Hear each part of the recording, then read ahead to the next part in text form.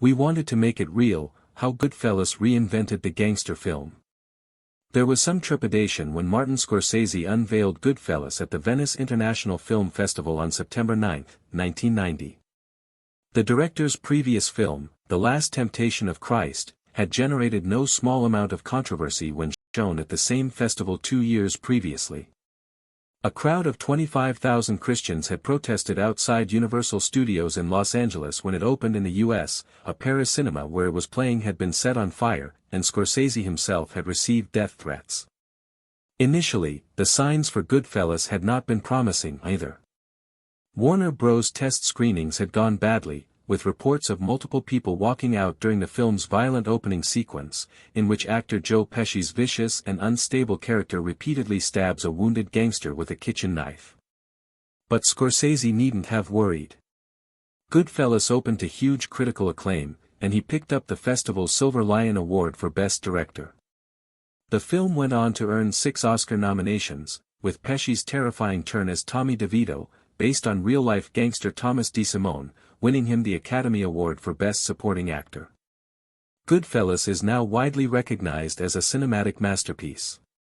Just a decade after it was released, it was selected by the U.S. Library of Congress for inclusion in the National Film Registry for being, culturally, historically, or aesthetically significant.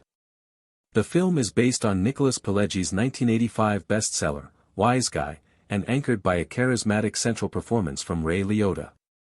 It chronicles the true story of Irish-Italian Henry Hill's rise and fall in the world of organized crime. Starting as an eager-to-please teenager who runs errands for local gangsters in Brooklyn, New York, Hill works his way up through the criminal ranks with the aid of his mentor Jimmy Conway, played by Robert De Niro, and based on real-life mobster James Burke, and his friend, Pesci's volatile DeVito. Hill goes from selling stolen goods and committing arson to hijacking and being involved in brutal murders. His mob career culminates with the Lufthansa heist at John F. Kennedy Airport in 1978, where $5 million, £3.7 million, in cash and $875,000, £652,226, worth of jewels were stolen, before Hill begins to descend into drug dealing and cocaine-fueled paranoia. To avoid jail or murder, he eventually decides to become an FBI informant, testifying against his former criminal compatriots and entering, along with his family, the Federal Witness Protection Program. This latter part of Hill's story is the inspiration for the comedy My Blue Heaven, written by Pileggi's wife Nora Ephron, which also came out in 1990. Scorsese had made his name with 1973's Mean Streets, his electrifying portrayal of the criminal life he witnessed growing up in New York's Little Italy district, and he told the BBC's Barry Norman in October 1990 that he was initially wary of revisiting the gangster subculture. Mean Streets was one particular thing that was very important to me. It was myself and my old friends, a lifestyle I grew up in, he said.